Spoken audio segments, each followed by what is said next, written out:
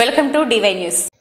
అధిక వర్షాల కారణంగా యుద్ధ ప్రాతిపదికన నష్టాలు అంచనా వేసి ప్రభుత్వం ద్వారా సహాయ సహకారాలు అందిస్తామని మెదక్ శాసనసభ్యులు మైనంపల్లి రోహిత్రావు జిల్లా కలెక్టర్ రాహుల్ రాజ్ పేర్కొన్నారు. మంగళవారం అకాల వర్షాలు వరదలతో జిల్లాలో ఏర్పడిన నష్టాలను క్షేత్రస్థాయిలో హవేలీ గన్పూర్ మండలం దూప్ సింగ్ తాండా బ్రిడ్జి వరద నీటితో కోతకు గురైన సందర్భంగా స్థానిక శాసనసభ్యులు మైనంపల్లి రోహిత్రావు జిల్లా కలెక్టర్ రాహుల్ రాజ్ పర్యటించి పరిశీలించి ప్రజలకు భరోసా కల్పించారు.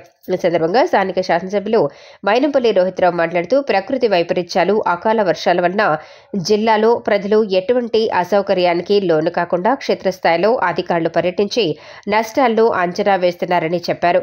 కోతకు గురైన బ్రిడ్జి వర్క్ను పాత కాంట్రాక్టర్కు తొలగించి టెండర్ పిలిచి కొత్త కాంట్రాక్టర్ ద్వారా పనులు వేగవంతంగా పూర్తి చేయాలని, రోడ్డు మరమ్మతుల విషయంలో వర్షాలు తగ్గిన వెంటనే మరమ్మతులు చేపట్టి ప్రజలకు అసౌకర్యం కలగకుండా ఉపయోగంలోకి తీసుకురావాలని పంచాయతీరాజ్ ఈఈ నరసింహులను ఆదేశించారు.